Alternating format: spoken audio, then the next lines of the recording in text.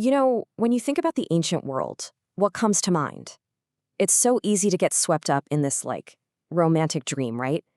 It's as if time itself is a filter, washing away all the grit and leaving just the shiny stuff, the polished marble and the gleaming gold. We see their genius. I mean, just look at something like the Parthenon. Those perfect lines are a testament to an incredible intellect, one that honestly still shapes our world today. And their power, you can see it in the sheer scale of their engineering. Think about the Norman aqueducts, these amazing structures that basically told nature what to do, all to serve a massive empire.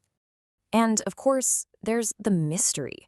You can almost feel it when you look at the pyramids, right? That silent, mysterious gaze. They're symbols of this whole spiritual world that we're still trying to figure out. It's fascinating. But what if that whole romantic picture is, well, an illusion?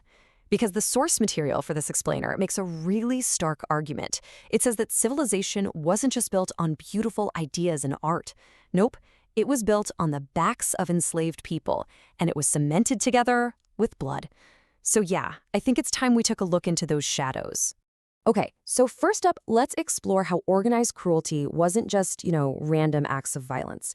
For a lot of these ancient empires, it was a core part of the system, a calculated tool of state power. So let's look at two, let's call them masters of state terror. On one hand, you have the Neo-Assyrians. They made their cruelty a huge public show, basically a warning sign for all their enemies. But then you have the Spartans. They turned that terror inward, using secret assassinations to control their own people. So you've got two totally different methods. But the goal? The exact same terrifying goal: absolute control through fear. And the Assyrians, man, they did not hide their atrocities. They broadcast them. You've got King Ashurnasirpal II literally carving this boast into stone for everyone to see. This wasn't just about punishment. This was pure psychological warfare. It was basically a giant, horrifying billboard advertising what happens if you even think about rebelling. Now, over in Sparta, the terror was pointed inward. And their whole society was this weird paradox, this legendary warrior culture that was built on a foundation of absolute paranoia. See, they were this tiny ruling class, and they were outnumbered by their enslaved population, the Helots, by something like 7-1. So what was their solution? Get this. They would legally declare war on their own workforce every single year, which basically turned murder into a state-sanctioned tool for social control. Wild. And their main way of doing this was something called the crypteia. You can think of it as a system of preventative murder. The most promising young Spartans were sent out into the countryside to literally hunt and kill the strongest, most capable Helots, anyone who looked like they could be a leader. It was a systematic culling, designed to just crush any hope of rebellion before it could even start. All right, so from state terror, let's pivot a bit. Let's talk about civilizations we usually admire, for their beauty and their deep spirituality. I'm talking about Egypt and Rome. But what was the real human cost of their most famous achievements? Okay, so in early Egypt, when a pharaoh died, his journey to the afterlife was, well, a pretty bloody affair. And I'm not just talking about burying him with treasure. I'm talking about people. Archaeologists have found what they call retainer sacrifice, which is exactly what it sounds like. Hundreds of servants, guards, concubines, all killed so they could go with their king into the afterlife. Their job literally wasn't done, even in death. And it wasn't just the famous pyramids that were built on suffering. Take the story of the heretic king Akhenaten.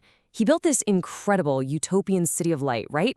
Well, the price for that light was paid by his people. When you look at the skeletons of the workers, and this includes children, they tell a truly horrifying story. We're talking severe malnutrition, constant injuries, over 2/3 of them with broken bones, bodies literally broken by the work.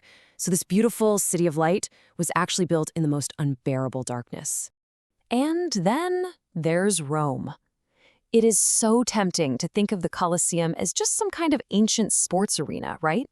But it was something much, much darker than that. It was a stage for meticulously organized mass death, where sadism was turned into public entertainment, and the crowds absolutely loved it. The entire foundation of this society was built on slavery, and this one Roman legal term just captures the chilling reality perfectly.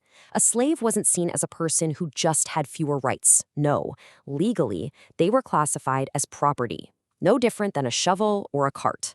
Except for one small detail. This tool could speak. That is complete and total dehumanization, written right into the law. So what happened when those tools decided to rebel?